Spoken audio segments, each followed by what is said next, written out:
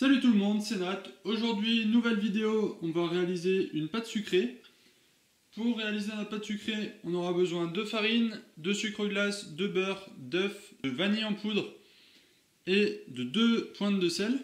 Dans un premier temps, là la recette a été doublée, donc faites pas attention aux quantités. C'est exactement le même procédé si vous faites une recette simple.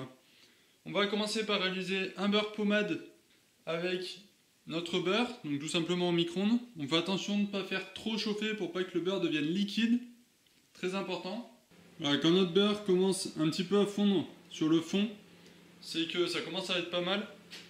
On va le transvaser dans un récipient plus grand pour pouvoir faire le mélange de toutes les poudres après. Pour ça, une maryse et on vient déposer notre beurre.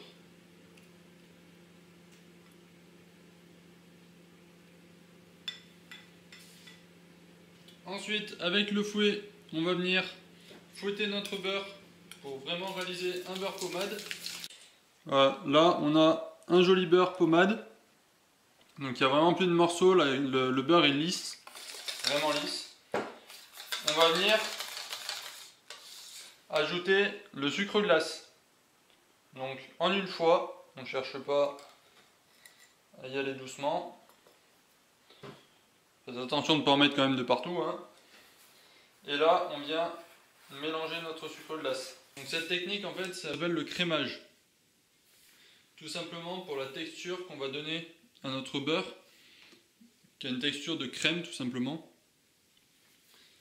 Et c'est pas la même pratique que le sablage. On a une crème bien lisse, il n'y a plus de morceaux de sucre. On n'hésite pas à bien mélanger pour vraiment pas qu'il y ait de morceaux de sucre. On va mettre les œufs avant la farine. On vient donc mettre nos œufs. Donc nos œufs sont pesés. On ne met pas un œuf entier. Si c'est 40 grammes, c'est 40 grammes, pas 50. Hop, on essaie toujours de travailler organisé pour avoir de la place. Et là, pareil, on vient mélanger nos œufs. Tout doucement au début et après on n'hésite pas à y aller. Donc vous voyez, là nos œufs sont bien incorporés. On va venir maintenant ajouter notre farine. La farine, donc pareil, là on va tout mettre en une fois. Mais avant de mettre notre farine, on va mettre les pincées de sel. Donc 2 pincées de sel. On va la mettre dans la farine directement. Et on va venir prendre une petite pointe de couteau de vanille.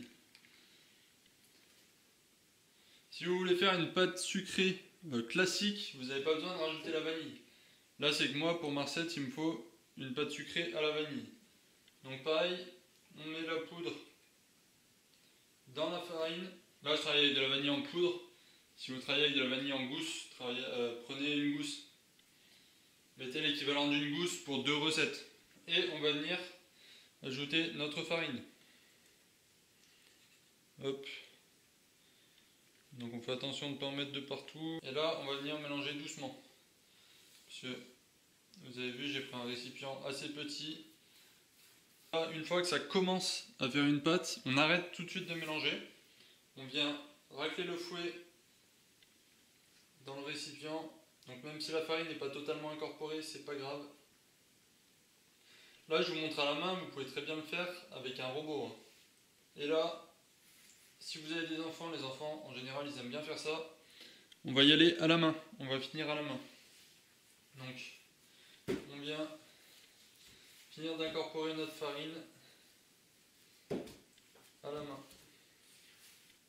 Ça sert à rien de trop malaxer notre pâte. Tout simplement pour pas en fait que ça retombe à la cuisson. Pour pas lui donner trop de corps en fait. Plus la pâte a du corps, plus elle va se rétracter sur elle-même. Et du coup, à la cuisson, ça risque de retomber un peu dans votre fond de tarte. Et là, c'est vraiment pas le but recherché. Donc dès que les poudres sont incorporées, on arrête de mélanger et on réserve de côté. Quand on s'est bien lavé les mains, parce que sinon on avait de la pâte de partout, on vient débarrasser notre pâte sur du film étirable ou sur une plaque farinée si vous voulez, si vous préférez. avec une corne. Hop. Une fois que c'est bien corné, on vient aplatir un petit peu pour que ça refroidisse plus rapidement. Voilà, notre pâte est maintenant terminée. On va la réserver au frigo au moins 1 heure pour qu'elle refroidisse bien, pour pouvoir l'utiliser après. Notre pâte sucrée est maintenant terminée. J'espère que la recette vous aura plu. N'hésitez pas à me suivre sur Instagram, Nat Gourmand tout attaché si ce n'est pas déjà le cas, à vous abonner à la chaîne avec la petite cloche qui est juste en bas, à mettre un commentaire, à poser vos questions si vous en avez, mettre des photos de vos réalisations. N'hésitez pas à aller faire un tour sur mon site, il y a plein d'autres recettes. Et on se voit bientôt. Salut!